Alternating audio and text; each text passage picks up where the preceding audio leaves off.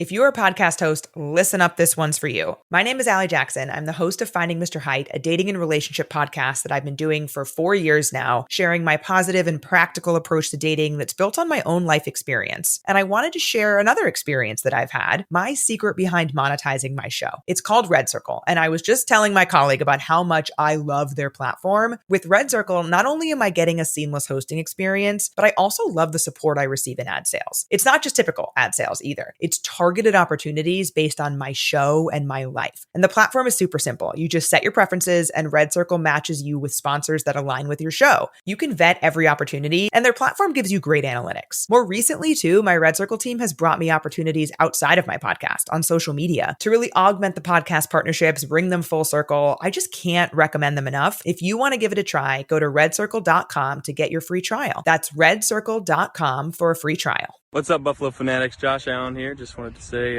go Bills.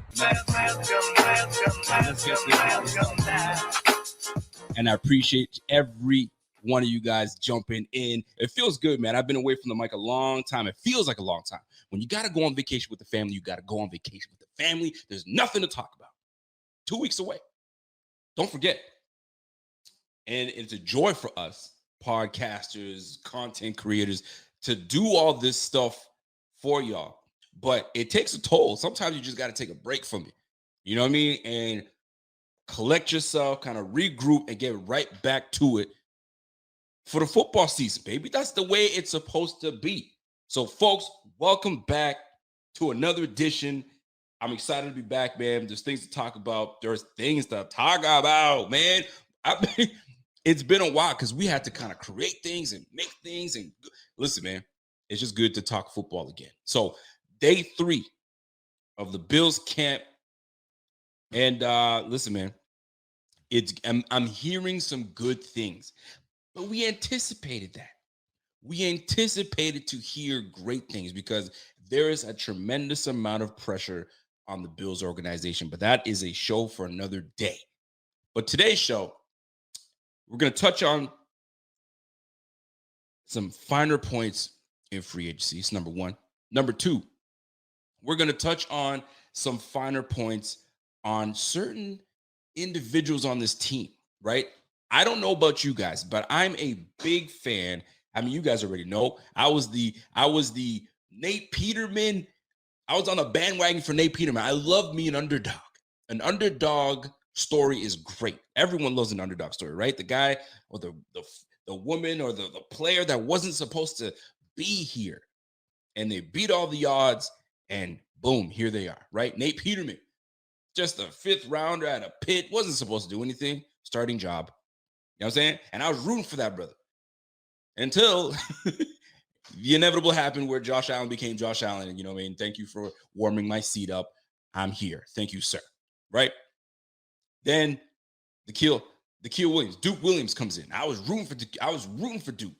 You know what I'm saying? Underdog story. Wasn't supposed to make it. You know what I'm saying? Had some issues during college, and here he comes.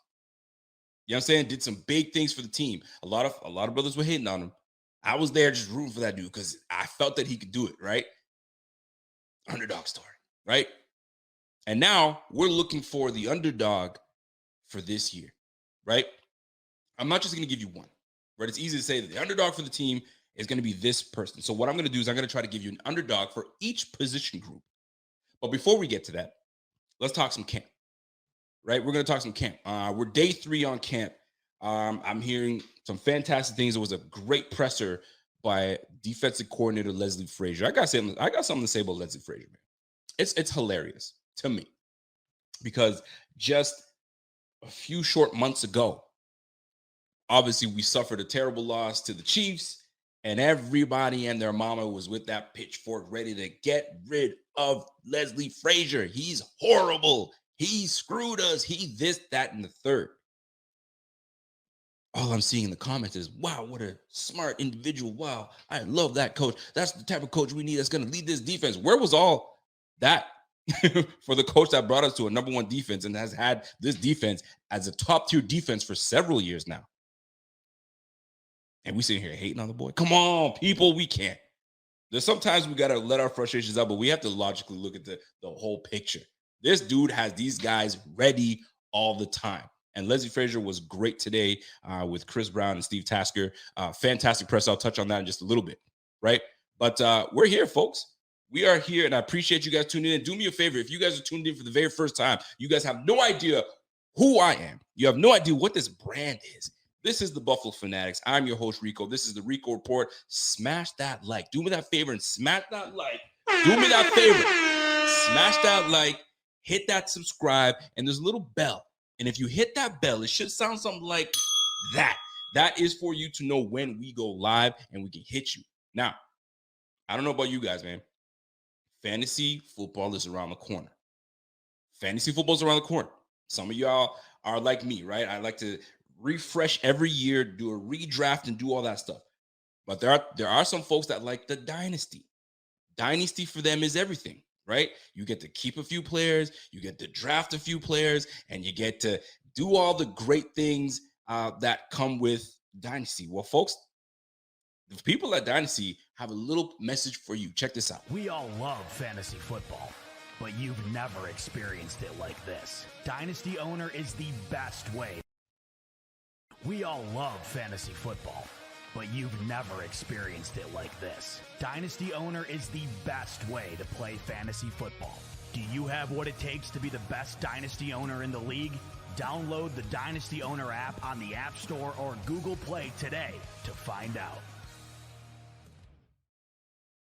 Just like that, join the Dynasty. If you're part of a Dynasty league, dude, kudos to you. I feel bad for my man, Pierre, because Pierre just got bad news. Justin Ross is out for the season.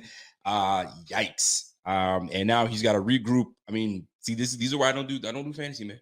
I don't do Dynasty, man. I redraft every year and we go from there. So before we get into draft talk, we've got storylines around the league, right? Number one, we were a few of us, I'll myself included, were campaigning for Julio Jones to come to Buffalo. I think he would have been a perfect fit in Buffalo. Now, I am extremely pleased with the receiver room that we have currently right now. Trust me, ain't nobody wavering, right? But it would have been a nice addition to have a Julio Jones paired with Stephon Diggs. I mean, we talked about at length. Then he chose to go to the Titans. I don't know what this man was thinking, right? What a disaster. An utter disaster. So that didn't work out. That little project of his didn't work out. So where was Julio going to go? Well, guess what? He found himself a home. He is going to play with Tom Brady. He is going to Tampa. So maybe Chris Godwin's not ready just yet. Maybe Chris Godwin's injury was a little more severe than we thought, and he's not ready to bounce back. Whether he is or whether he isn't, Julio Jones with Mike Evans, listen, that's not a bad little duo right there. Now, I mean, Julio Jones is a little older in the tooth. Maybe those injuries have caught up to him. Is he the still same player? Who knows? But when you put a player that you thought wasn't going to do anything with an elite quarterback, such as Tom Brady, things change. So we'll see how that plays out. You go from Tannehill to Tom Brady, there's a major difference with that, and everybody knows that. So that's going to be an interesting project to see how that plays out. I think it's going to be successful for both these guys, but we'll go from there, man. A little bit of sad news, though. The rookie John Mechie for Texans. I'm not sure if you guys heard about this, but rookie receiver John Mechie, I think it was like a first or second round draft pick, top draft pick for the Texans. Recently found out some devastating news, man. Poor guy, diagnosed with leukemia at such a young age. And I don't know how leukemia works. I mean, I had one of my uncle passed from leukemia, actually. But how that, I mean, with age, I get it. You're a little older. My uncle was obviously a little older, but this guy's a young man. I don't know how that works, but like you go from pretty much they check you and poke you and do all those things in camp and during the combines and all that stuff, and then you find out that type of news. Ouch, devastating, man. So, man, prayers out to that man. Hopefully, you know what I mean. I don't know how that works out, man. Joe, prayers out to me, man. So good. Hopefully, he's in good spirits. Good spirits. So, that being said, I'm trying to go around the league and kind of give you guys what's going on around the league, and then I get into Bills camp. But those were the two things that I wanted to touch on. One last one for me. The hate on Lamar Jackson has to stop. That's the one last thing I got. The hate on Lamar Jackson has to stop. And there was something out today where an anonymous defensive coordinator, he wanted to just, keep his name out, and was pretty much saying, like, yo, I'm paraphrasing, if you got to make Lamar Jackson pass all over you, I ain't scared of him. Like, he doesn't scare me. He ain't gonna get an extra long contract. Like, he's just talking greasy about Lamar Jackson. Fam, put your name behind that shit. If you're gonna talk smack like that, at that quarterback, you're a defensive coordinator, wherever you are, I guarantee you he will circle that date that he plays your team, and he will light your team up, right? These guys that they don't put their name behind it. Yo, put your name behind it. Be a big boy. Put your name behind it. If you feel so strongly about, a player like that, put your name behind it. You know what I'm saying? And if you don't want to put your name behind him, and shut your ass up. It's just what it is. You know what I'm saying? If you're going to do that, like my man Louis Riddick said, man, don't be a coward, man. That's a cowardly move. Be a man. Say what you want to say. If you feel this player ain't good, then say it. You know what I'm saying? I don't think anybody's going to waver and say Sam Darnold is going to kill it. If they say, yo, I don't believe in Sam Darnold, I believe a defensive coordinator could say, I don't believe in Sam Darnold. I don't think he's that dude, et cetera, et cetera, et cetera. Put your name on that. That's all I wanted to say. I just want to jump on that. That just bugs me when these guys come out here and talk greasy and they don't want to say something. You know what I'm saying? Put your name on that. Put some respect on yourself and put your name on it. You know what I'm saying? And get your boys ready when Lamar comes to town. I'm just saying, I'm a big fan of Lamar. I just have to put that out there. I'll be championing if some dude was talking greasy about Josh Allen. Yo, put your name on that, because Josh Allen, I guarantee you, will circle that date and say, oh yeah, okay, so that's who said it. I'm gonna light your ass up when we see each other. When we see each other, I'm gonna let your ass up. Right? I had to get that off my chest. It was bugging me. I saw that all day. I was like, yo, I gotta talk about it. But anyway, I digress. So let's get into camp talk.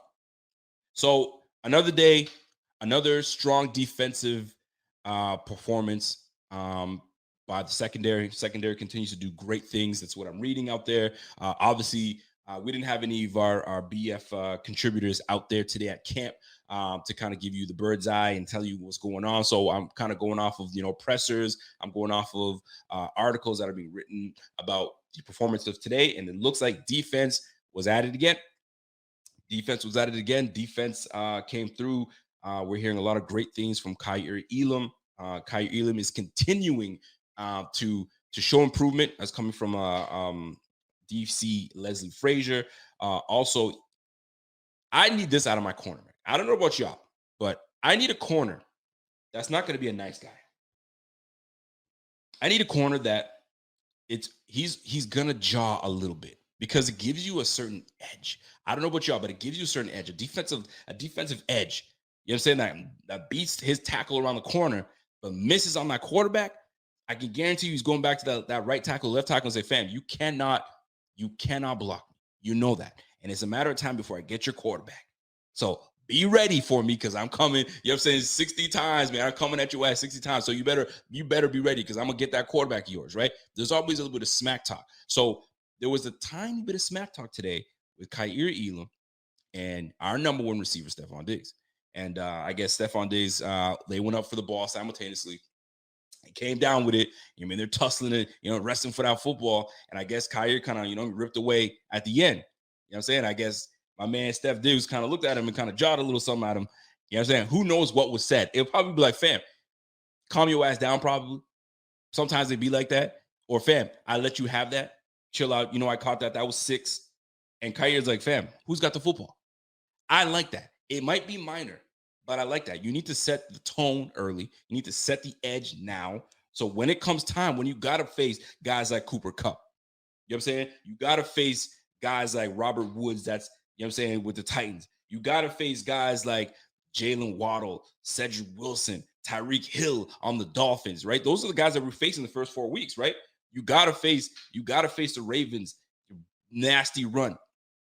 You gotta see guys like Mark Andrews. So this is preparing us for these events that we'll be facing, especially the first 3 weeks, because we don't go against slouches. We're not going up against slouches, right?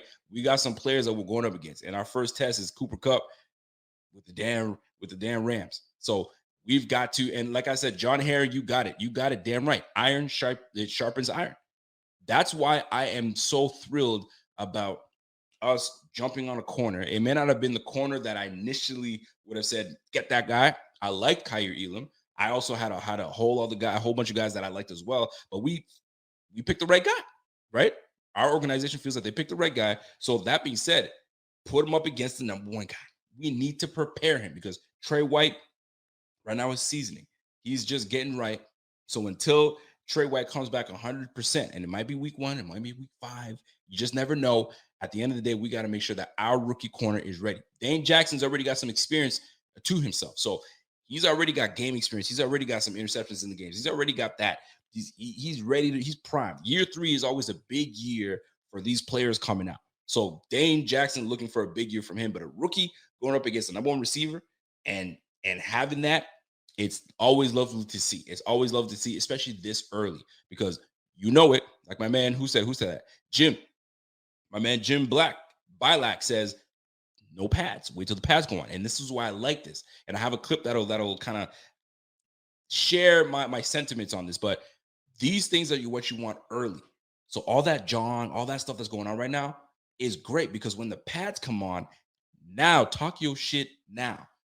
We were talking early. Now you need to be able to back it up. So if these guys can come in and back that up, this is exactly what you want from your rookie going up against one of the best top 5 receivers in the game. You need that. And right now, the way Josh Allen and Stephon Diggs have been doing their thing in camp thus far, listen, the year 3, I mean, there was an article out today. They're talking about, listen, this is the 3rd year we are together. Now it's not about I'm learning him, he's learning me. It's about domination. We need to dominate. So if they already have that mindset of dominating and it starts in practice, Kyer Elam is in the best position right now because he's going to learn everything. He's going to learn a whole lot. You're going to take a lot of L's in practice, boy, but we're preparing you to take on the big dogs, because we got some dogs this year that we'll be facing. I mean, you got the Jets right now. Adam Thielen is no joke. Jefferson out there is no joke. Jetta, like, that boy can play, man. So the Browns, we already know Amari Cooper's out there. So, we need to make sure that we are sharp, and it starts right now in training camp. And then in August is when we really get the pads on and start cooking. Because, 48 days now? 49 days until the season starts? We better start rolling. We better start rolling. So defense obviously is doing their thing. It was actually really cool because they asked a question to, and since we're on defense, we're going to get into it. They asked a question to our safety, Micah Hyde. And they said, Micah, speak on who's standing out to you, who's been doing some good things in practice. And he mentioned 2 names that stood out. And I found it very interesting. Ashley Holder tweeted about this, and he said Jaquan Johnson. Jaquan Johnson seems it was something to the nature of, and I'm paraphrasing here, if I take out Jordan Poyer, if Jordan Poyer is not in and Jaquan Johnson comes in and he's replacing him, we don't miss a beat. That is very encouraging to hear on Jaquan Johnson. That's awesome. So not to say that this contract doesn't get done, and I really, true and wholeheartedly feel that this contract will get done. It's just a matter of, the semantics of how much, who gets what, and so on and so forth. But if, in fact, Jaquan Johnson gets in, and I'm hearing that we don't miss a beat, you know what I'm saying? Now, I think he's speaking highly, maybe a little too highly, but you never know. These guys are the ones that are playing alongside each other. So the fact of the matter is this: Jaquan Johnson making some noise. What is he going into year 4 now, give or take? So he's been around the team some time now. So this is always encouraging to hear. So Jaquan Johnson, I'm loving it. But they also asked him another question. I said, who else is standing out? And this is a name that I mentioned yesterday on the smoke break with my man Rev and my man Bot. And they said, any hot takes that you got, Rico, that you want to talk about? And I was saying, hey, Damar Hamlin's out there. Excuse me, not Damar Hamlin. I was talking about Cam Lewis. UB native Cam Lewis. And sure enough, my man did not miss a beat, and he mentioned it right now. Someone that stood out. Well, like you said, it's early, but I would say someone like Cam Lewis always sticks out to me. He's just a guy. He's just he's a dog out there. He just is always working, trying to get better. And he's just another guy in our secondary that's always working and willing to get better. Love every bit of that. Love every bit of that. So Cam Lewis, I always like Cam Lewis, man. I had a chance to chop it up with Cam a few years back when he came into the league, and he's got a grittiness about him. He's got a grittiness. He's got a toughness about him. And listen, you keep throwing the ball his way, man. He's gonna take one. He's gonna take one from you. So it's nice to have some great depth when it comes to the quarterback position. Because I mean, we already know what's up. When Trey White comes back, it's gonna be Trey, it's gonna be Kyer or Dane, who knows how that plays out. And you've got Dane or Kyer as the third, and then you got Cam Lewis sitting right behind him as well. Fam, like, I'm good, man. This is actually really, these are one of the things that these are the things you want to hear from the defense. Now, this is extremely early. This is extremely early, so we don't want to jump the gun a little bit, but it's encouraging to hear. I'd rather hear these things now than wondering, yo, I haven't heard anything about this player. What's going on with that player? You ever get to that point where you're like, yo, I haven't heard anything about Boogie Basham. I'm just throwing a random name out there. I haven't heard anything about Boogie Basham. What's up with Boogie? And most folks are gonna be like, oh yeah, he's doing this, he's doing. We're waiting for it, right? But the fact that we're hearing these names early, it's extremely encouraging. What a monster year that we are supposed to have. And I'm looking forward to it. And it's an exciting year, man. And we've got a lot of pressure on this team, no doubt about it. By the way, I got to give a shout out to my man Johnny. What up, Johnny? Johnny comes in with a super chat. Says, hey, apparently Josh was frustrated today about a play. And with Diggs and Elam doing their thing is good news. They need to be dogs from the start right now. You damn right, Johnny. That's right. I need a dog, man. We've been talking about, I mean, you guys have been following me long enough. You guys have been listening to me. Thank you very much for giving me your time. But you guys have been listening to me a long time. I always preach, like, we need dogs on this team, man. And let the dogs off the leash. This is one of those things where I've been stressing that, man. Let these dogs off the leash, man. Stop with this, you know what I mean, coddling and let them off the leash. You know what I'm saying? Let them dogs go at it. And when you see Kyer Elam going up against Diggs and they're jawing back and forth, that's what you want. You know what I'm saying? That's how it starts, man. When you have this type of energy in camp this early, this is only going to work out in our favor. And you know exactly what the end goal is. The end goal is not 17 games, 22 games. We want that. We want to lift that damn Lombardi, man. It's Buffalo state of mind all day, every day. That's how it's supposed to be. So shout out to my man Johnny with that. And he's actually 100%. That is the facts, man. My man Dilly Dale comes in with a question. He says, hey, or a comment. We don't need Hayden to throw. We don't need Hayden to throw Cam Lewis, Nick McLeod, Jamarcus Ingram, a Christian Benford out there. We got two top-notch safeties, dude. We are good, man. We are in a prime position. We did a great job in drafting some good depth. We're gonna find out how Christian Benford plays out. Like I said, we got a lot of depth, and it's always great to hear. Now, Joe Hayden, I didn't really hear too much about Joe Hayden, but I mean, it is what it is. Is it 44 days, man? 44 days, Jeffrey Green. Thank you, sir. 44 days until we get busy. 44 days until we get busy. So that's great, man. Another thing, jumping into, and once we're talking about camp, defensive side of the ball, linebackers. So Tremaine Edmonds had a presser today. I mean, a lot of generic stuff. I mean, he's not really thinking about too much on that contract. He's just trying to be himself. He's just trying to go out there. I mean, all the generic talk. I mean, what do we expect?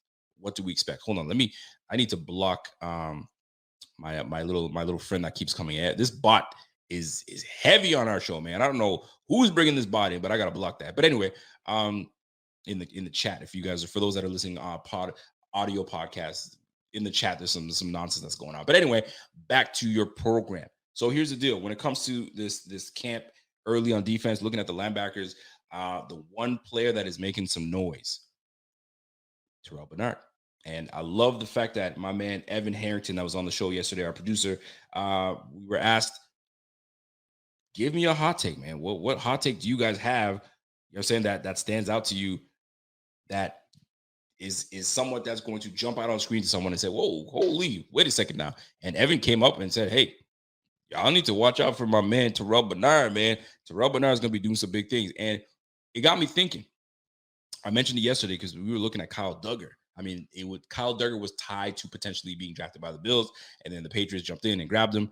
But it got me thinking some more today because Leslie Frazier got to talking. And I guess Bernard's name was brought up. And here's what my friend, our defensive coordinator, Leslie Frazier, had to say about Terrell Bernard. The other rookie that a lot of our fans are asking us about is Terrell Bernard. And you got a much more trained eye than I do, but it just seems, at least in the early going here, he sees it quickly. Like the anticipation skills, especially for a rookie, he seems to be advanced in that area. Would you agree with that? Oh, absolutely. That was one of the things we saw when he was at Baylor. He was one of those guys who was really good at anticipating and really putting himself in position to make plays, and that's showing up. We saw it in the OTAs. We're seeing it now in these early days of training camp. He's a very smart player.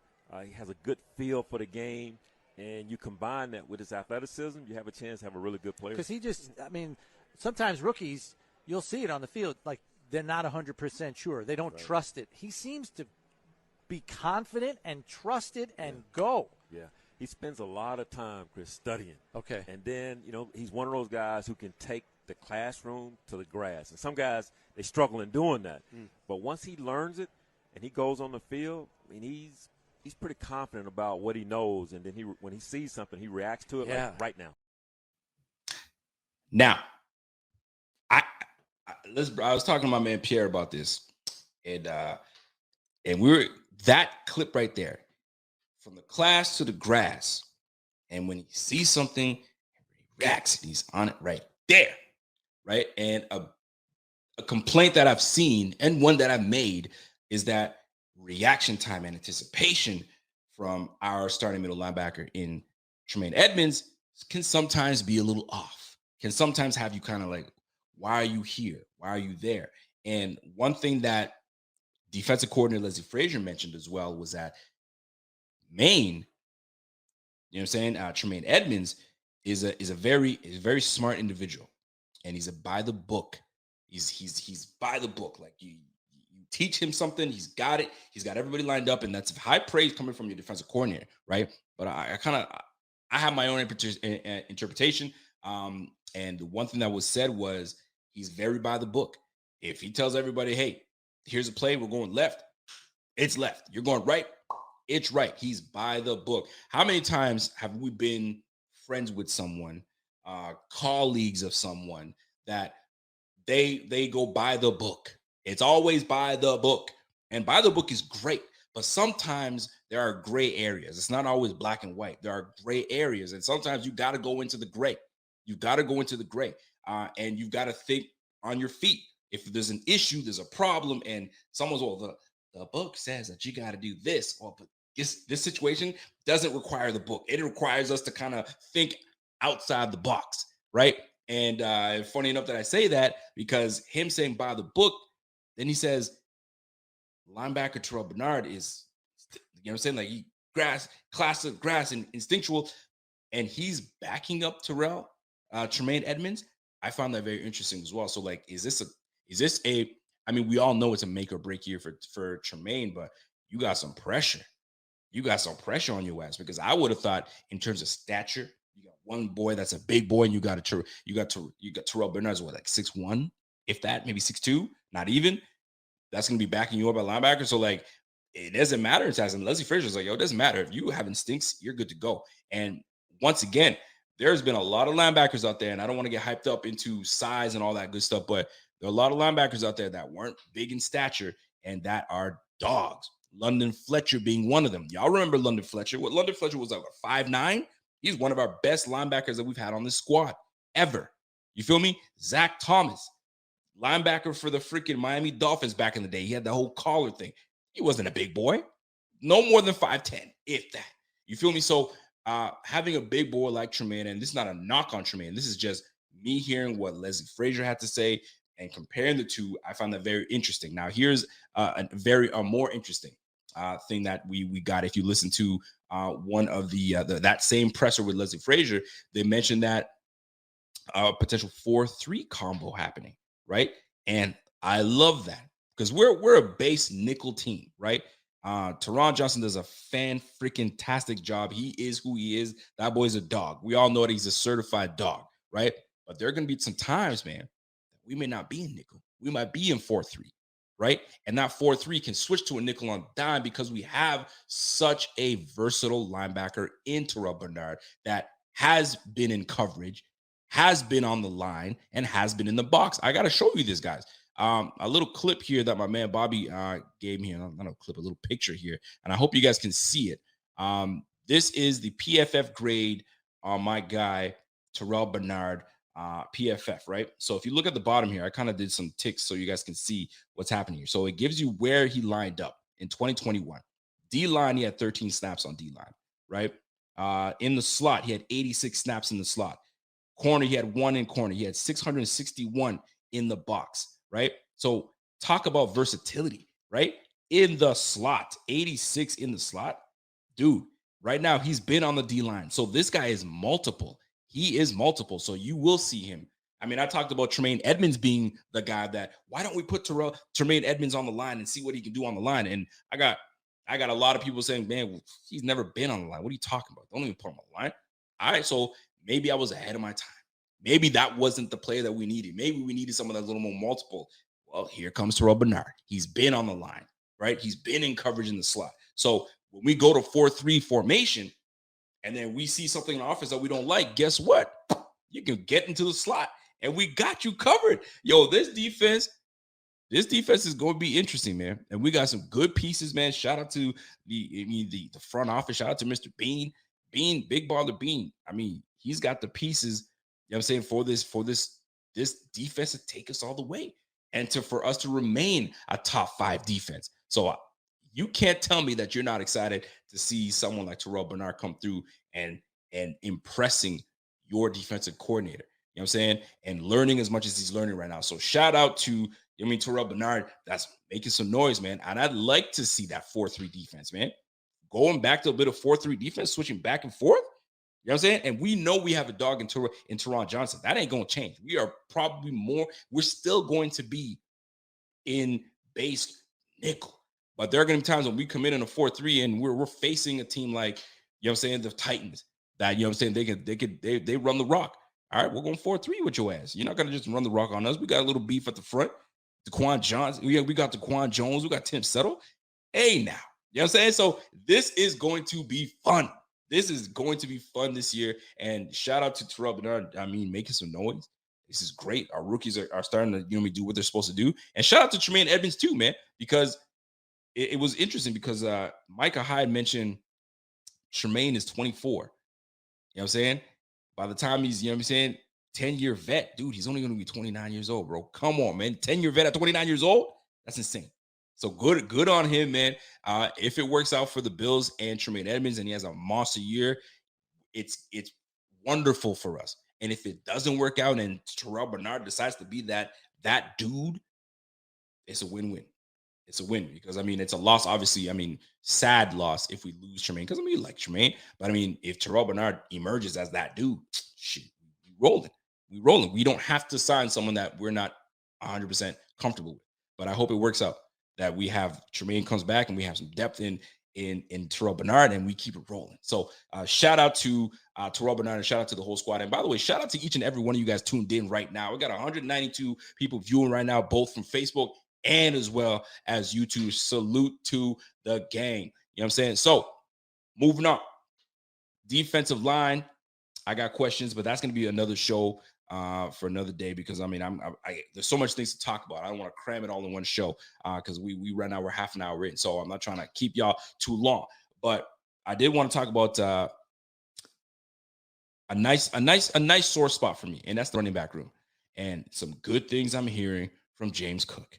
I'm hearing a lot of good things from James Cook. James Cook is catching the ball out of the backfield, and he's making fools look like, you know what I'm saying, breaking ankles. You know what I'm saying? So it's encouraging to hear that because our quarterback in Josh Allen, he's said it. He's come out and said, I need to give my guys opportunity to have yards after the catch. You have to have the yards after the catch. That's what makes a team so dangerous. Like 712 passing attempts from Tom Brady, give or take, something like that, right? He's not going deep all day. He had 5,300 yards. Of those 5,300 yards, man, a lot of that is just allowing his receivers to go do work. Yo, I'll give you this. Take that thing for 60. I only have to throw it 15 yards. So Josh Allen may not have to, dot you all down the field. Yo, let your athletes be athletes. Let them do what they do. And he's very aware. He's acknowledged that that's what I'm going to be working on this year. You know what I'm saying? There's a lot of things I've worked on my footwork. I've worked on my mechanics. You know what I'm saying? Every year I've had something to work on. And this year it's about working on giving my guys the ability to run after the catch. So I'm looking very much forward to seeing James Cook in the backfield, out of the backfield, running routes and really doing things. I'm coming around the corner, man. I'm coming around the corner. You know what I'm saying? And if he's as good as advertised, man, salute to that man. Because I heard in the word, I don't know who I read it somewhere, but he was bodying dudes, man. And if it's for those that don't know what a body is, when you catch a body, is usually when you put someone down. I'm trying to be nice when I say when you put someone down. So he caught a couple bodies today. You know what I'm saying? So one cut, there goes a body right there on the ground. So that I'm looking forward to it because we already have a ooh-ee type of guy in Devin Singletary. You've seen it. You've done the ooh. You've done that with Devin Singletary because Devin Singletary he does things where you're like, yo, how did you even see that? The one game that stands out to me is the Pittsburgh Steelers game. Dude had a guy trailing on his back, and it's like he knew he was there. Stop on a dime. Dude went right forward, and there goes Devin Singletary. Devin Singletary is that guy. He's elusive as they come. But now you have another guy in him, so that I find that really cool. So shout out to this team, man. This team is going to be special, man. And last but not least for me is hearing Jamison Crowder day 2 of soreness and out on the sideline. Now, I've got to preface when I bring these things up because we're in shorts, we're in t-shirts, you know what I'm saying? Yeah, we got the helmets on, but we're not hitting. You know what I'm saying? And there's a big difference when it comes to when you got pads on. And Leslie Frazier spoke on that today. But before I play that clip here, this receiving room is plenty nasty. And I got a question for y'all. This year, I mean, it feels a little different. We've got some good talent on this team. The question we go through every year, are we keeping 7? Are we keeping 7 receivers this year? Is it going to be one of those situations? Are we keeping 7 receivers this year, folks?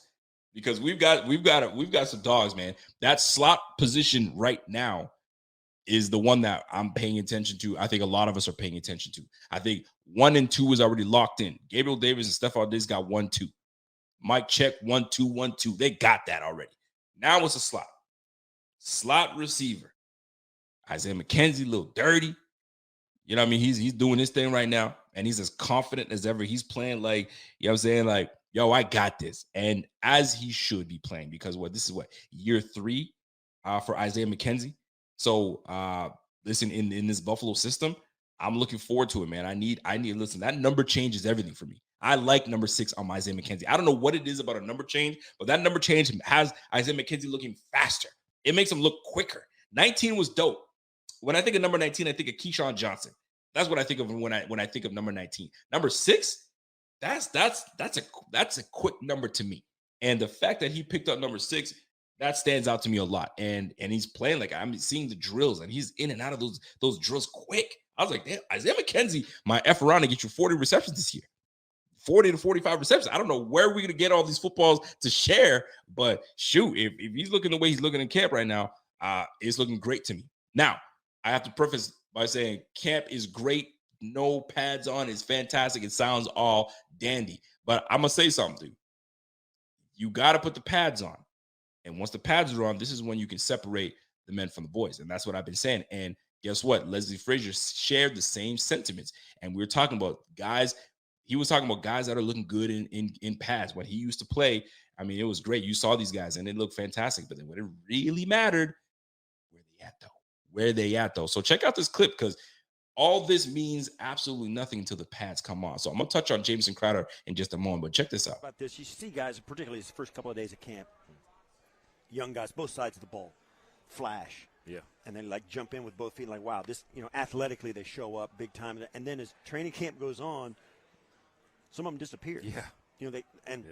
Is there something behind that? Because it seems to happen every year to different guys. And some guys, even though they hang around on the practice squad, it happens every year where they come in sharp and they kind of level off. Have you guys kind of analyzed why that is, or can you get around that? I'm not sure exactly why, but it also makes you cautious. And Chris talked about it until you get the pads on, because even going back to when we were playing, Steve, there were guys when we'd come to our mini camp. We didn't have the off-season programs that we have today, but when we come to our mini camp, I'd be going like, man, this guy's really, really good. Then we put the pads on, that guy would disappear, and you go like, oh, man. Yeah. So I've learned over the years, until you get the pads on, don't get too high about a guy. It just – the pads change a lot of things. I was telling somebody today, I was an all-world 7-on-7 player. I was elite. There you have it. Wait till the pads come on, because we've seen it before, man. If for any of y'all that played ball back in the day and we just started and there's a couple new guys on the squad and you're like, yo, man, that boy blazing fast. Yo, he caught that ball over there. I played with enough guys that came out and you're like, yo, who is this guy? All right, cool. I'm gonna see what you really got when pads come on and we start hitting. And the minute, safety starts coming over, the butterfingers start coming out. Oh, he's soft. Right there and there, we already know what's good. So let's just wait till the pads come on and we see what's really good. So I'm not in any way counting out any guys in the slot. It's just going to be really fun to watch. It's always fun to speculate early in the offseason, but now that we're here, we're playing, and it's there, it's just going to be fun to see how this all plays out. Because right now, who's getting number one reps? That's our guy, Isaiah McKenzie. But wait till Crowder comes back, when that soreness, kind of gets back and he's loose and ready to go, we start hearing some noise out of Crowder, then it's going to be like, oh, shoot, Crowder's making a comeback a little bit. We already know Khalil Shakir is here for the long haul. You know what I'm saying? If he doesn't, get number one reps, it's not a big deal. He's a rookie. He's going to take his time. We got the two guys that we're paying attention to right now, paying attention to is Crowder and McKenzie. Khalil's going to make his noise. Don't get me wrong. Don't get it twisted.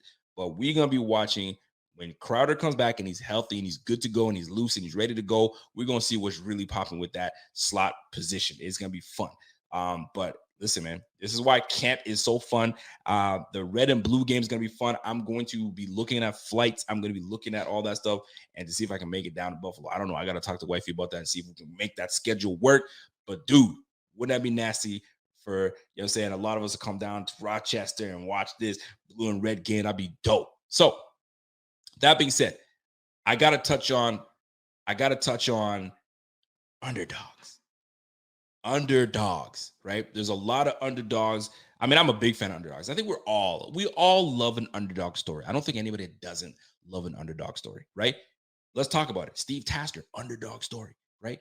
You mean the special teams ace? You know what I'm saying? Hated on this whole time of not being a Hall of Famer. You know what I'm saying? Like, come on, son. Like, this dude kind of changed the way special teams was looked at. You know what I'm saying? He made it look sexy. You know what I mean? And then now, they got a little sexier, but he's the one who started the sexiness at the special teams position. You know what I'm saying? Like the gunner, they're going out there and tackling and doing all that stuff, man. That boy was an ace. So, underdog.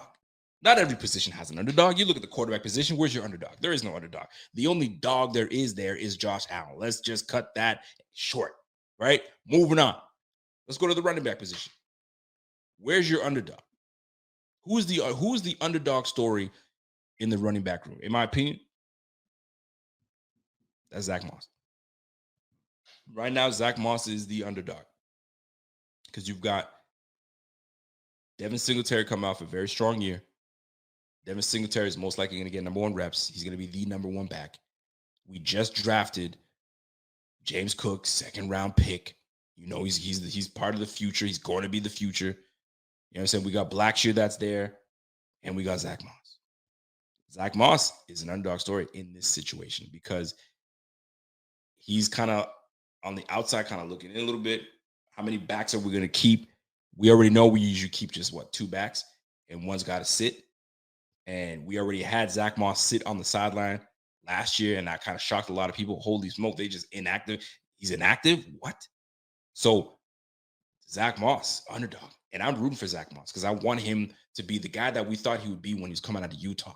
I want him to come in healthy as ever. I want him to come in with a motivation, right? You got Zach Moss that's going to be ready to roll. And they're giving him all the reps right now. I'm seeing Devin Singletary is taking second team reps. To me, I'm looking at that like, you need to show me what you got, Mr. Zach Moss. So Zach Moss, take full advantage of the reps that you're getting right now, because you need to make the most of it. Because if we're going to go with a 2-back system, it's going to be Dev and James Cook. I don't want to see you, you know what I'm saying, like inactive. But the way this thing plays out, one of you guys is going to be inactive. You know what I'm saying? So the underdog story right now is Zach Moss. Zach Moss is the underdog, and I'm rooting for him. I want him to do well. I want him to really show what he's got, and then make it difficult for the front office, make it difficult for the coaches. You know what I'm saying? Put the pressure back on them.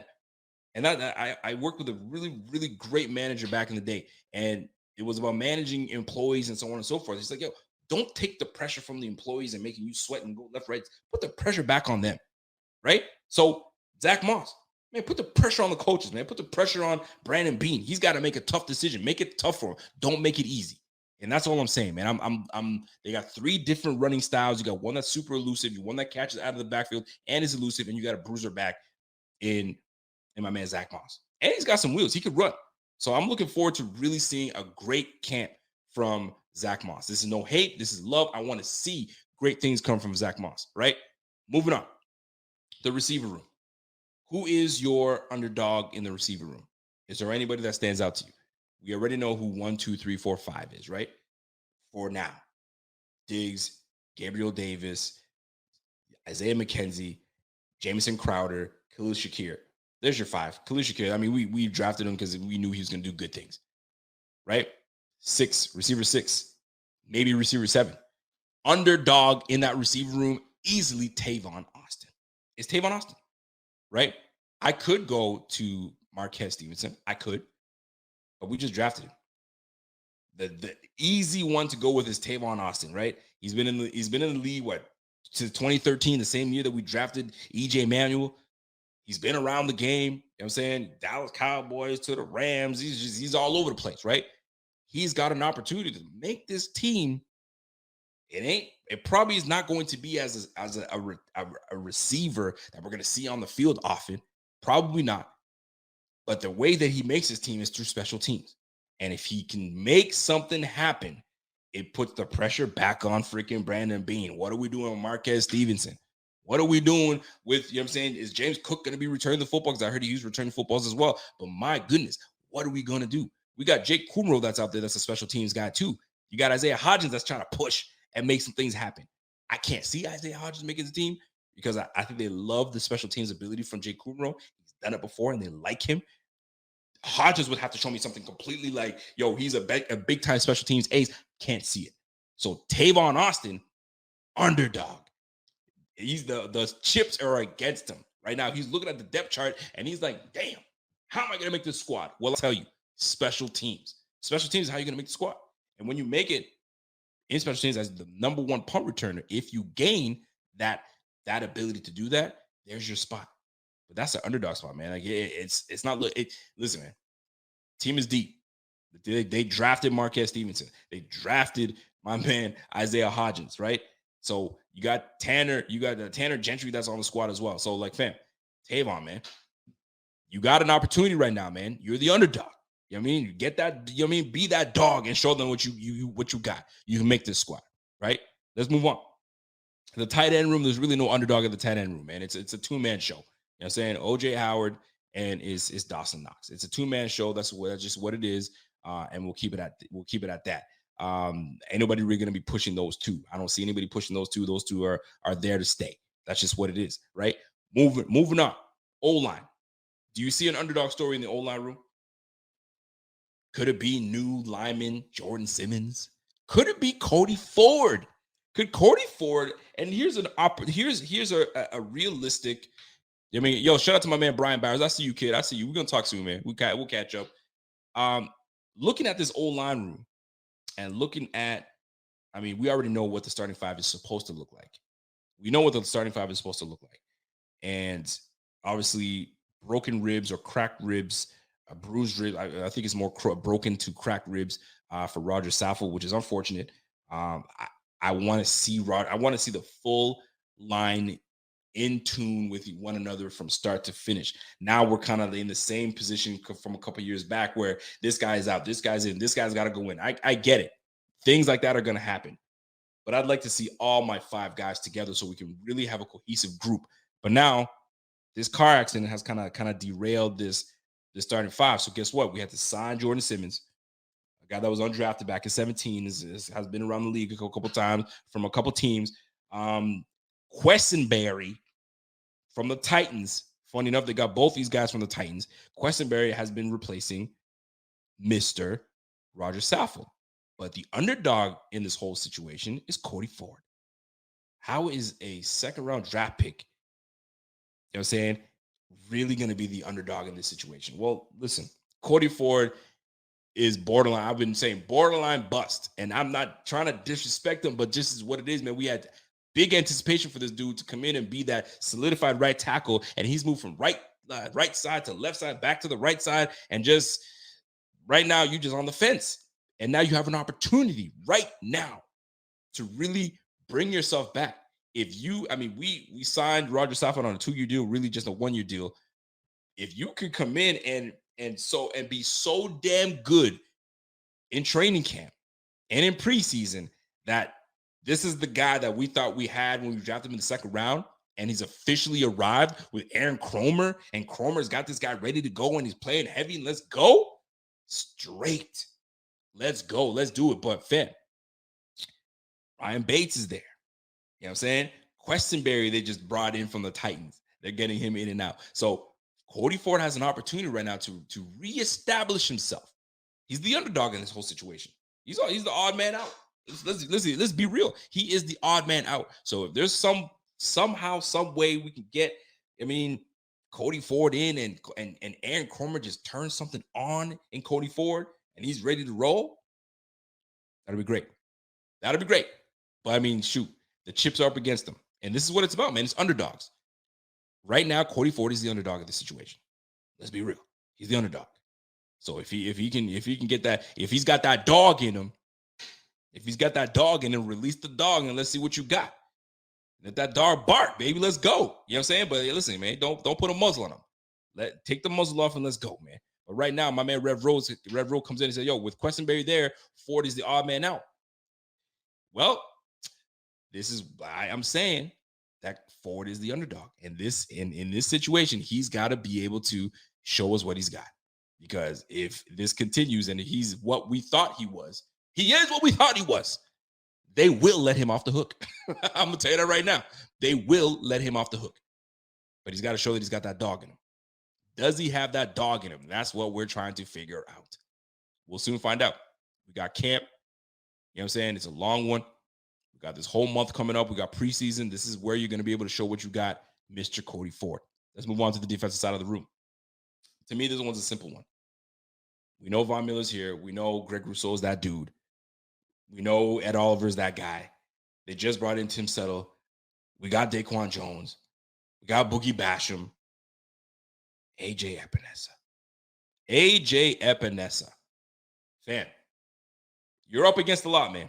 I know we're gonna be rotating left, right, center, but I'd like to see AJ Epinesa really, you know what I'm saying, elevate his game to strengthen this D-line, because we have a lot of money invested in this D-line. We have a lot of draft prospects, high draft prospects invested in this line.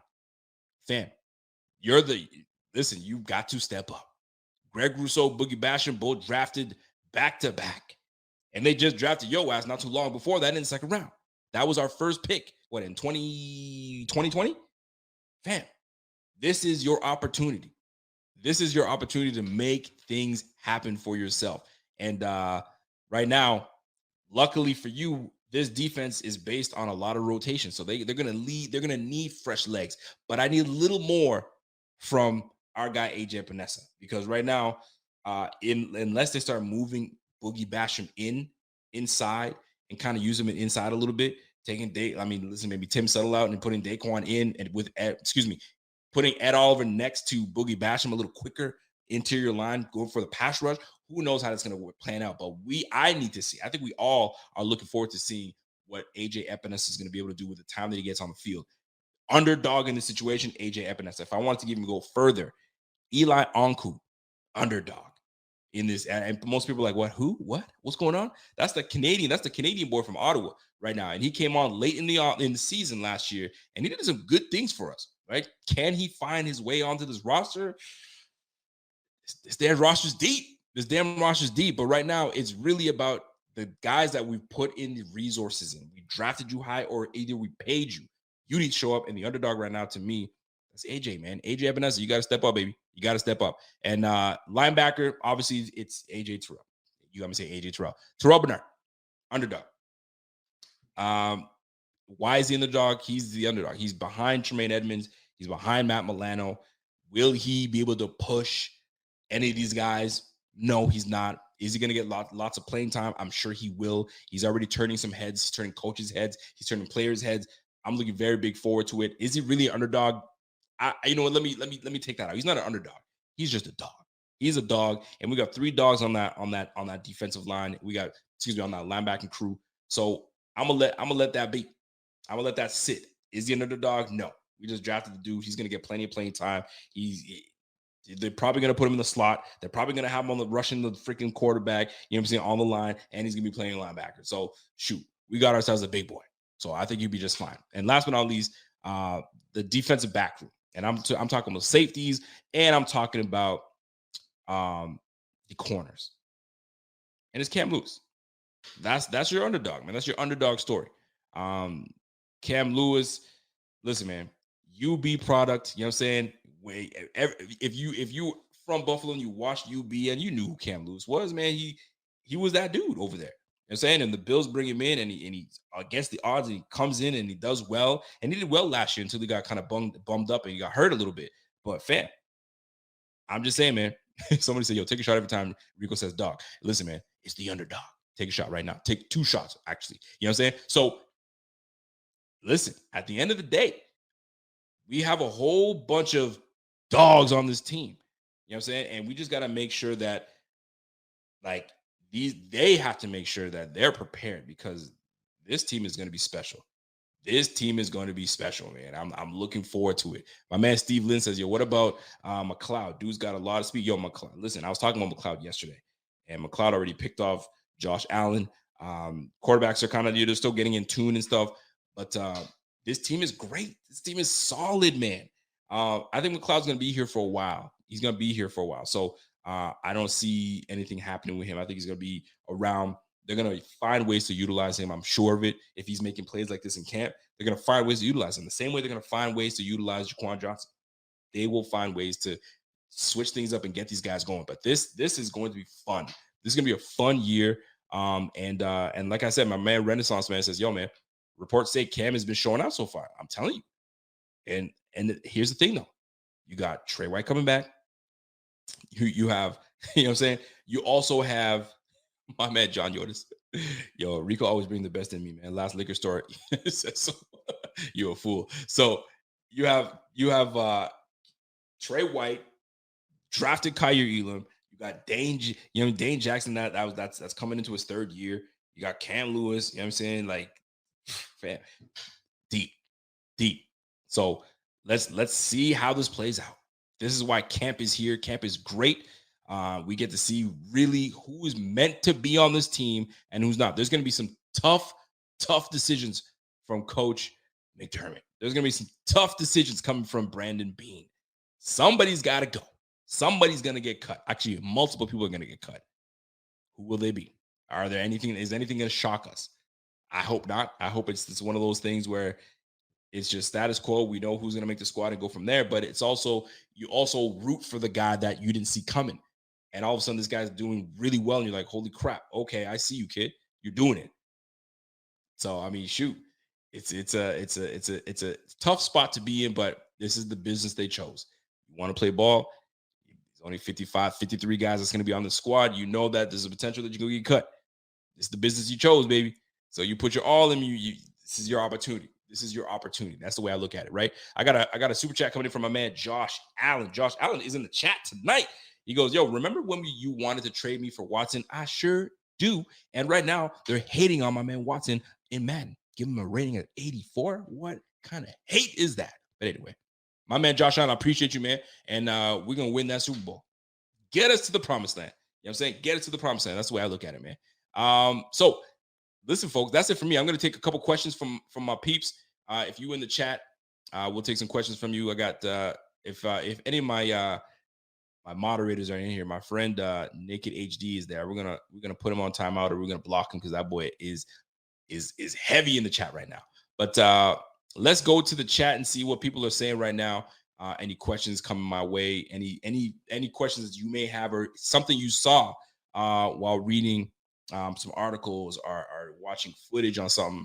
Did anything stand out to you guys that you feel that you want to touch base on? So let's jump in and ask questions. I got my man Matthew Kittleson. What's up, Matt? Matt says, "Yo, I'm behind right now, but Poe isn't going to be too happy to hear this. Hear his best friend saying his backup comes in and you can't even tell while he's in the middle of trying to get a contract done. Yikes!" Yo, I found that funny as well, right? Because it's like, fam, you know your boy's trying to get a contract, and then when you say, "Yo, you don't miss a beat," you don't miss a beat when he's not there. So like, it was an interesting comment. It was an interesting comment. Did it mean anything? Probably not. You know what I'm saying? You got to big up. I mean, at the end of the day, that's your teammate. That's your teammate. And they asked him, "Yo, who's standing out to you?" You're not going to sit here and go, "Jordan Poyer's standing out to me." You know that Jordan Poyer's a dog. You know he's that dude. So you want to give love to your teammates. And if you see one of your teammates that is in the same DB room as you, the safety room, and you know that he's been putting that work in, you're going to show him some love. And he showed Jaquan Johnson some love. So, I mean, was it interesting to hear? Yes. If you really think about it, I mean, what is he supposed to say? You know what I'm saying? Like, he could have named anybody. But it's the fact that he chose to say, we don't miss a beat. That was the interesting one. He could have said Jaquan Johnson, he's doing really well, he's doing great, so on and so forth. But then he said, we don't miss a beat. That makes you wonder. It makes you wonder. So if this safety, this safety in Jordan Poyer and this contract doesn't get done, or there's complications and there's the butting of the heads and it's just not working out, well, you gotta put some confidence in Jaquan Johnson. I mean, dude, what is it? Florida State, right? He came from Florida State. He was a ball hawk at Florida State. So maybe he becomes that dude. I'm not trying to put anything out there, but I mean, it was Micah Hyde that put that comment out there. So it is worth talking about. It is worth talking about it. But I think it was just a matter of he was just talking, and he may have said that, and he probably is like, shoot, maybe I shouldn't have said that. But show love to your teammates. You know what I'm saying? We don't miss a beat. That gives confidence to Jaquan Johnson, and maybe Jaquan Johnson, you know, so like, yo, I appreciate that, fam. You know what I mean? Put some respect on my name because I'm coming for that spot. Who knows? Who knows? That contract's got to get done, though. If that contract doesn't get done, I mean, shoot, maybe we're going to start hearing and seeing Jaquan Johnson's name more often. I guess we'll find out. We will find out. Richard Forrest, my man Rich. What's up, Rich? Says, yo, all I know is Poyer is that dude, man. We cannot let him walk by no means. I think the deal's going to get done, fellas.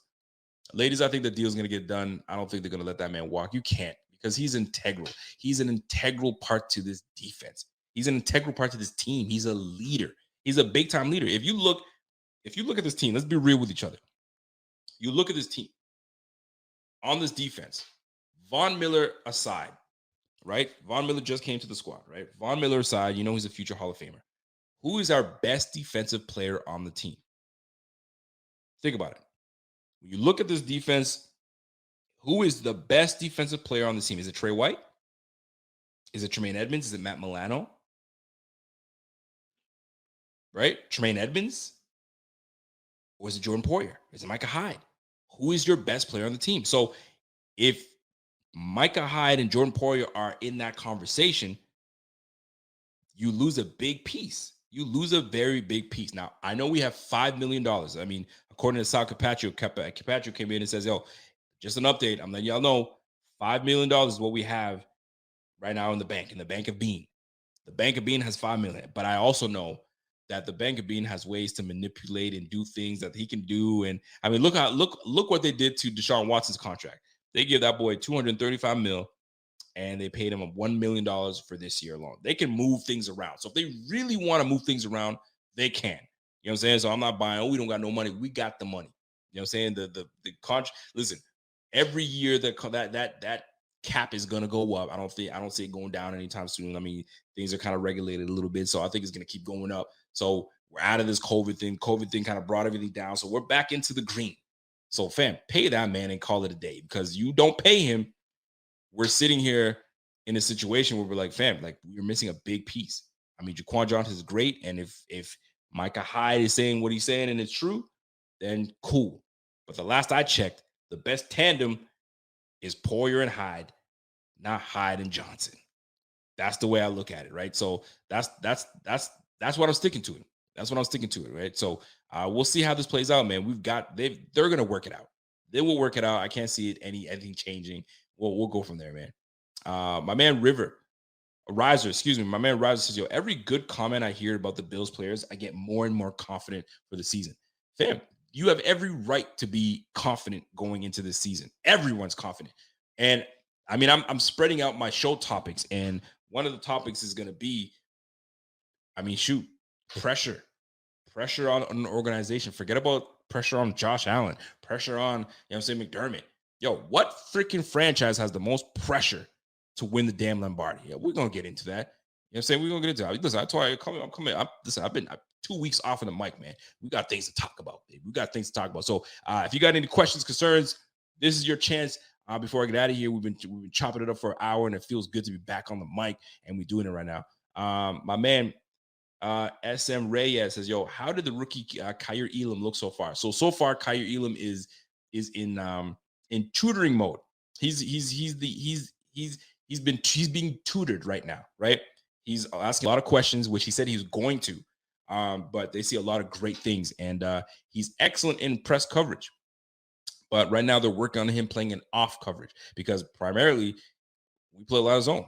We're a very multiple team, but we're a very good zone team. That's why Trey White is a perfect fit for this defense. He's great in off coverage, and he's excellent in obviously in press. So we've got a corner in Kyer Elam that is great in press coverage. That's where he's the most comfortable, but he's got to work on being in off coverage, because there's a lot of guys in this league that when you're playing off, they will close that gap in a hurry. And you've got to be quick with your feet and make your decision on and reading this receiver, because Tyreek Hill, we're going to face this man twice a year, and you're playing off, he'll give you one quick jab and take that hitch. So, or he'll bait you. You know what I'm saying? Slug-o, and he's gone. So, hey, listen, playing off coverage is not easy. So he's got a lot of things to pay attention to. He's got a lot of things to pay attention to, and I hope he's asking the right questions and he's going to the right people. And even though Trey White's not on the field, man, pick that man's brain. Pick that man's brain, because Tre'Davious White is a very intelligent man. So pick his brain and find out what's good and what angles you should take and what this player does. Stay in the room. Stay in the room. I do want to bring something up, though, because it was stay in the books and stay in the room and asking questions. What are your thoughts and what are your feelings on Kyler Murray? I don't know if you guys have heard about this, but Kyler Murray just recently got a 5-year, $230 million deal. Kudos to the Cardinals. They locked their quarterback down. Louis Riddick has been pounding the table and saying, yo, he is amongst the best when it comes to certain statistics, and he should be getting the money he got. Cool. But when you look into the contract, dude, they told that brother 4 hours of homework.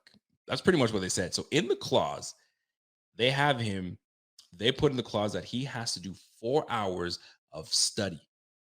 4 hours of study a week. Independent study. So that's just him in the film room. So what does that tell you? What does that tell you? You feel me? It's like me and my lady, you know what I'm saying? We're on great terms, and you know what I'm saying? I just asked her to marry me, and we good, and we straight, and I love you. You're my girl. And she's like, hey, babe, I'm going on a girls trip, and we're going to go have fun or whatever. And I'm like, yeah, do your thing. So just let me go pack my bags too, because I'm going to come with you. What? Yeah, I'm coming with you because I need to be there. Don't you trust me? Yeah, of course I trust you. Yes, of course I trust you, but I want to be there. I need to see what's really good. So this is pretty much what they did for Kyler Murray. Yeah, we like you. We trust you. You're a franchise quarterback, man, $235 million, but you got to study. I need you to study. I need you to put that hour. I want you to put those hours in and make sure that you're on top of your stuff. But here's the way I look at it, right? two things that I look at. You can't make someone want to, get better. You can't make someone turn into a Peyton Manning. You can't make someone turn into a Tom Brady. You can't make someone turn into a Kobe Bryant. You know what I'm saying? The students, you can't make someone turn into a LeBron James. Those guys they're cerebral. They just know. They put the work in. Kyler Murray just what? Didn't he just join FaZe Clan? I don't know if you guys know about that. FaZe Clan is gaming. It's a brand. This dude is all about gaming right now. And that whole e-gaming and all that stuff is a whole different ballgame. So he's joined that. So he's committed to that. And you got to put a lot of hours in when you game. I don't know if you guys are into gaming. I mean, I used to game a lot. I dabble in gaming now, but I can't do it because I got kids. I can't do it as much as I used to. But fam, you put a lot of work in. So they're like, yo, I don't care what other business you do. You got to put 4 hours in no matter what every week when the season starts. Bye week, you can have that bye week. But when the season starts, 4 hours a week, you and the film. And we will give you the film. And that's the thing. We're going to give you the film and you're going to study. And that's in the contract. Tell me that doesn't tell you that you trust your quarterback. That tells me that we know. And the thing is, it doesn't help him too, because there was a quote. They quoted him, and I'm paraphrasing here. He said, I'm not that dude that goes and sits here and watches a whole bunch of film. I see it on the field. I see it really well. And he tried to kind of talk himself up. Like, I don't really need the film. I'm nice like that when I'm on the field. I just see things and I just do what I do. Don't get me wrong. The boy, Kyler Murray, is an excellent talent. He's a great talent. The dude is just nice like that. But your team went, 8-8 2 years ago?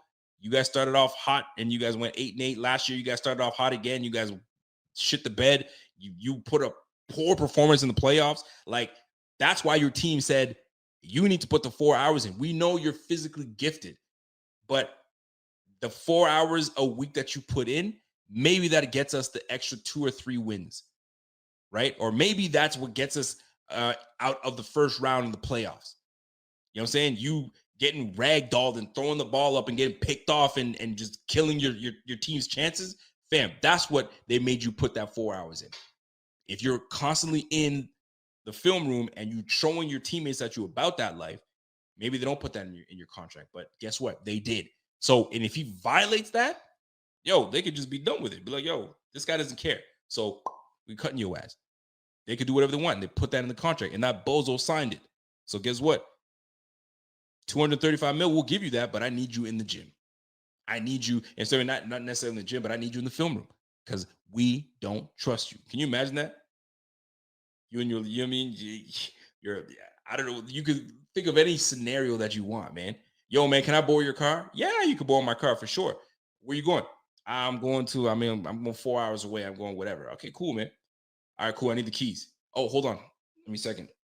Where you going? Oh, I'm going with you. What you mean? I need to borrow the car because I'm going on a date and I got things to do. Yeah, don't worry about it. I trust you, man. Take my car. And I'm going to be there with you. I need to see how hard you're braking on my car. You know what I'm saying? I need to see how reckless you are. You know what I mean? Like, they don't trust him. And when you see something like that, dude, now, maybe, I don't know, I'm sure it's going to come out, or maybe it came out. I don't know what it is, but like maybe after the first year, if they feel like they trust what he's doing and he's got these guys in success or whatever the case is, they can remove that from a clause. I have no idea, but it's in writing. And somebody purposely put it out there to clown this dude some more. He got his money, you know what I'm saying? But he could lose that money real quick if you're not as motivated. All that gaming, they're saying, F that gaming, man. We see what you're doing.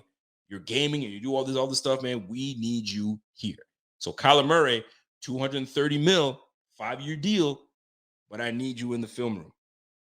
Like, what you got to tell a grown man to get in the film room? You got 52 other guys depending on your ass to make sure that you're doing what you got to do. But you got to get it in the contract. Come on, man. That's kind of crazy. That's crazy to me. That is crazy. I've never seen something like that. I've never seen something like that. My man John comes in and says, the first 4 games for Murray will be a rough with no Hopkins. Dude, and you saw what happened when Hopkins got hurt last year. The freaking Cardinals just went straight to the shits. They went straight to the shits, man. So, dude, it's gonna be fun to see how this plays out, man. But like that's unheard of, man. My man Renaissance man, this is the first time I ever heard a team writing that into a QB's contract. That tells you all you need to know. That tells you that, yo, listen, man, I like you. You're a good dude, but you have some flaws, and I don't see you in the gym enough. I don't see you in the room enough. I don't see you, you know what I'm saying, really being that dude. First guy in, last guy out. I don't see you doing that. I need that from my leader. If I'm paying you 235 mil, I need that from you. Could you imagine Brandon Beane putting that in for Josh Allen? Could you imagine? What a fantastic scenario that the Bills are in. We gave him a fantastic contract, right? A fair contract. He's getting paid a lot of money. You know what I'm saying? And it's well worth it. Every freaking penny that they paid that man is worth it. So shout out for Brandon Beane and co for getting the deal done and making sure that we got our franchise quarterback for years to come. And the guy is as hungry as it can be. I'm telling you right now, man, I feel good. I feel good about this year. There's going to be some challenges. There's definitely going to be some challenges, but I feel good about this year. There is one thing that I want to mention. I think my man Bobby had this in his IG. And I think I'm going to try to scroll back to his IG page. Is it acceptable for us to lose that first game to the Rams? And there's a reason I asked that question. And I got to make sure that I get to the IG page. Perfect. I see the IG page. I'm going to try to find that piece of writing that my man Bobby put through. And it was pretty interesting to go through it. If I can try to find that, but it was the team that lost the first game ended up winning the championship. So if we lose to the Rams, but it gets us that championship run, man, let us lose the Rams. The Rams can have that if that gets me to my damn championship. And I don't know which post that was, Bobby. I'm trying to find it. I think it was you that posted it, but nonetheless, interesting the way I see it, man. But listen, it's going to be fun. I see a lot of things. I see a lot of good things happening. Let's make sure that we crush what we need to crush. We take what we need to take and we go from there, right? This is our opportunity. This is our year, if you will. And it feels really damn good. I don't know. I'm not from Buffalo. You know what I'm saying? I don't know if you guys know that, but I'm not from Buffalo. And I didn't live in Buffalo ever. And I know there's some people that are in this chat right now that lived in Buffalo in the times that the Bills were going to the Super Bowl every freaking year, felt. And I'm sure the buzz felt good, right? The buzz felt really good. So my question to those that went through that or were in Buffalo in that era and remember it. I'm not talking about when you were 6 years old. You ain't going to remember shit when you were 6 years old. I'm talking about you were a grown man and you knew the vibe and what it was like to be. Does it feel the same right now? Does it feel the same? Does it feel better? Right? Does it give you that same feeling? Because if it gives you that same feeling, man, let's roll. Let us roll. You know what I'm saying? I'd love it. And if it's a different feel and you're like, we're a year away, because that's all I hear too, right? We're a year away. I don't think we're there. Well, guess what? You need to let me know. Because right now, I'm not from Buffalo, but it feels fucking good. Excuse me. I've been cussed in a long time. Like my first cuss word today. You know what I'm saying? Real F-bomb. You feel me? But it feels great. And my man, John Yotis, come through. Thank you, John Yotis. Triple OG, my man, John Yotis comes and says, the vibe is back.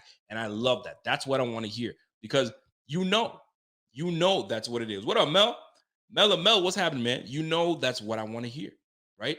Don't you want to hear? For those that are not from Buffalo and you've been hearing all these things, all these great things, remember back in the 90s when the 90s Bills were this, that, and the third, and they're rocking it, all that stuff. But how did it feel? What was the atmosphere like? What were your neighbors like? When you went to the grocery store, right? You went to the freaking Chippewa Lane or whatever that street is that you guys all party on. I don't know if it's even open because of COVID, but what was the vibe like then? Is it the same as now? I mean, obviously, for those that were partying then, you're probably not partying now, but you get my vibe. You know what I'm saying? When you go to the grocery store, is it the same vibe? That's what I'm trying to hear right now. And if it is, shoot, give me, inject that ish into my veins. You know what I'm saying? I hate that's a corny line, but listen, I'll take that, man. Inject that into my veins because I'm excited for this year.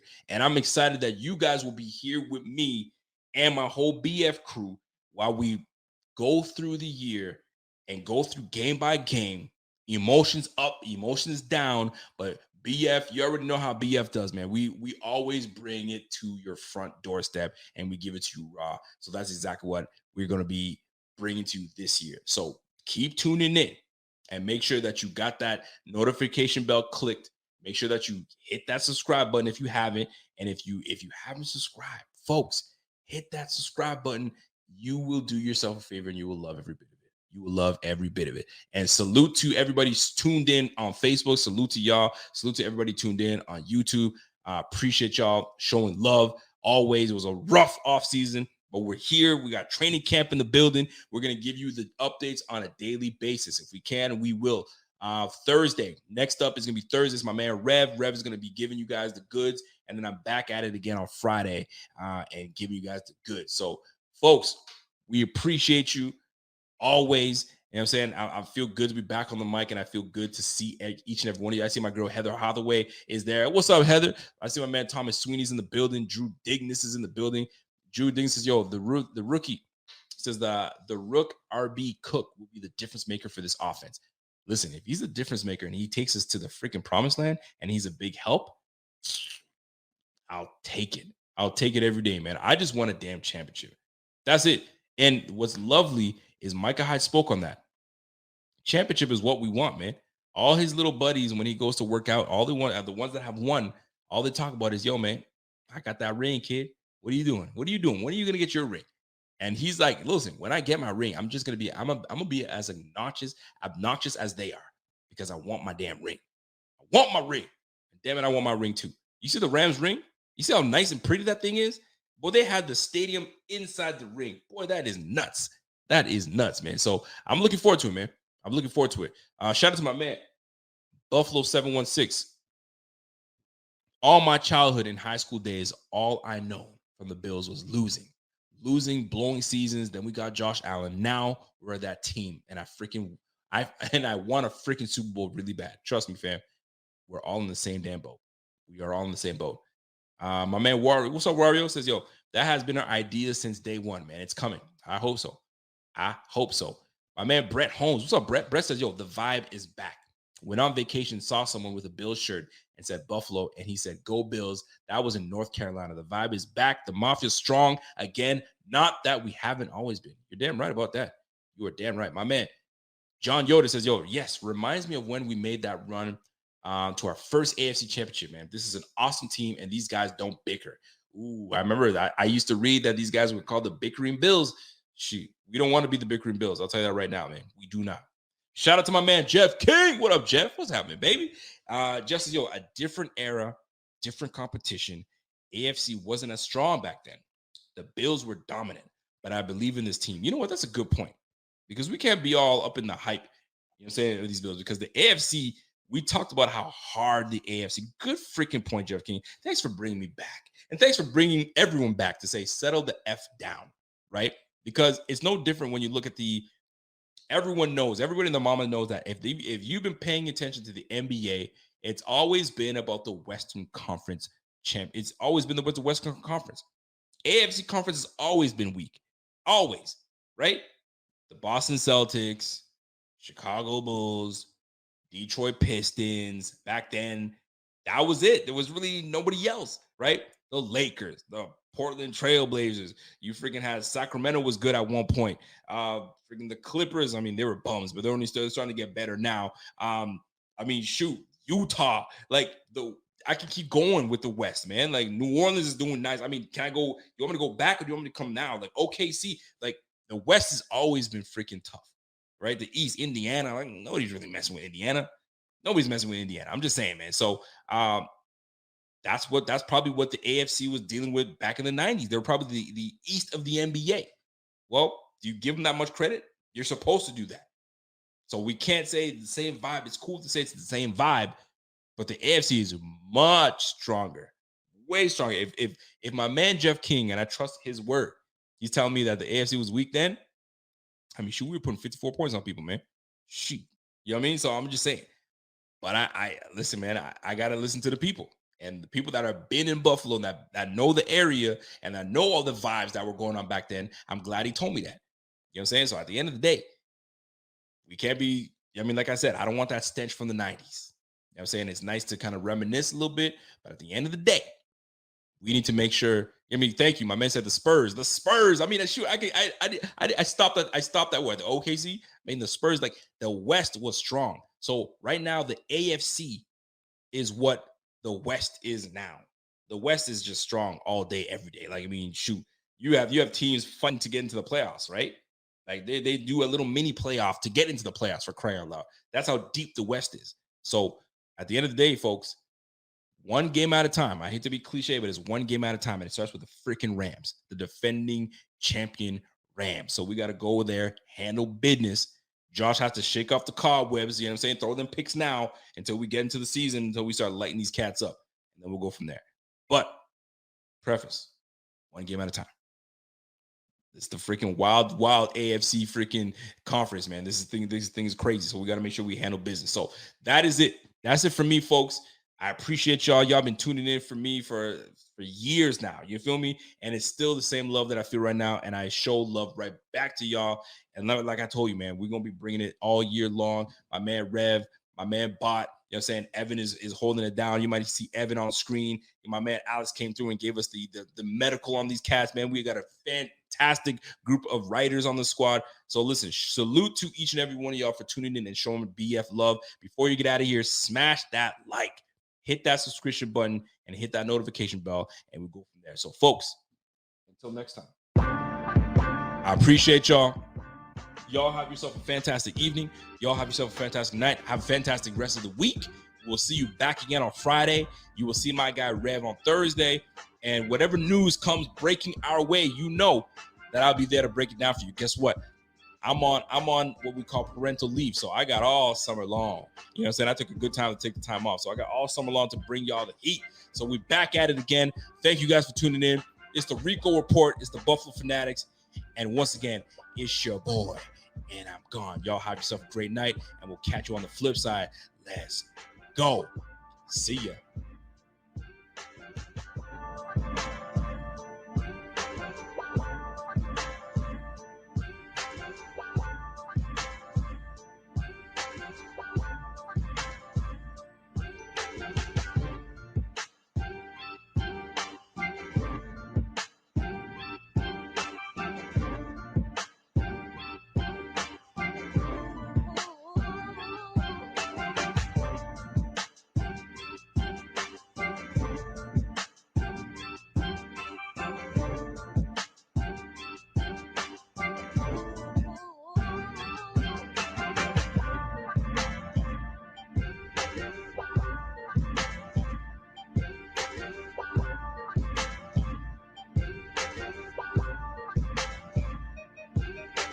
If you're a podcast host, listen up, this one's for you. My name is Allie Jackson. I'm the host of Finding Mr. Height, a dating and relationship podcast that I've been doing for 4 years now, sharing my positive and practical approach to dating that's built on my own life experience. And I wanted to share another experience that I've had, my secret behind monetizing my show. It's called Red Circle, and I was just telling my colleague about how much I love their platform. With Red Circle, not only am I getting a seamless hosting experience, but I also love the support I receive in ad sales. It's not just typical ad sales either. It's targeted opportunities based on my show and my life. And the platform is super simple. You just set your preferences and Red Circle matches you with sponsors that align with your show. You can vet every opportunity and their platform gives you great analytics. More recently too, my Red Circle team has brought me opportunities outside of my podcast on social media to really augment the podcast partnerships, bring them full circle. I just can't recommend them enough. If you want to give it a try, go to redcircle.com to get your free trial. That's redcircle.com for a free trial.